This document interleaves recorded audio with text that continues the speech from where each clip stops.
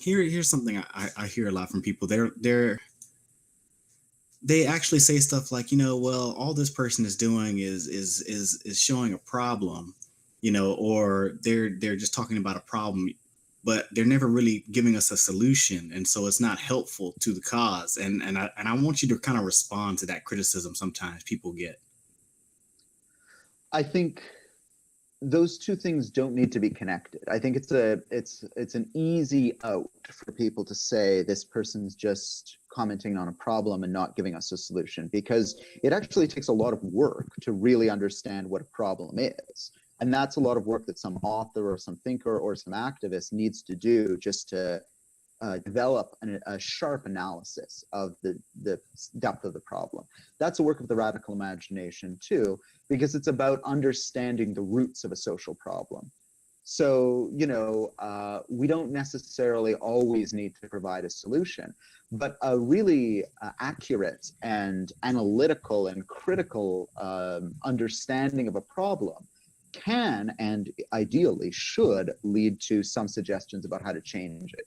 So if we understand, for instance, that the economic crisis that we're still in today is rooted in a system of capitalism that's based on corporations making a huge amount of profit off of the labor of the rest of us, that's a radical analysis and a radical framing of the problem.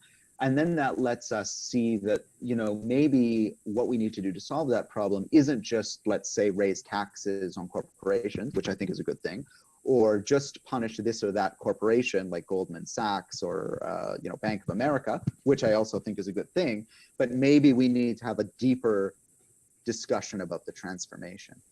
But I think I think we can separate the discussions to a certain extent. Yeah, you can talk about what the problem is on the one hand, and you can talk about what the solutions are on the other. Ideally, there should be a bridge. I think when we talk about solutions, though, we should be talking collectively about solutions. I don't think it's safe to let anyone, no matter how brilliant, tell us what the solution to our problems are.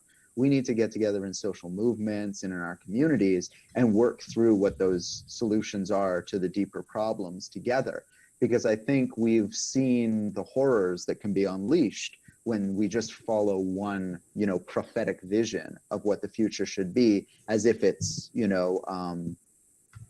as if it can't be deviated from, or as if it can't be tailored to our own circumstances. So I think there's the work of the radical imagination can be critical and can be analytic. It's about unpacking and understanding the social problems from their roots.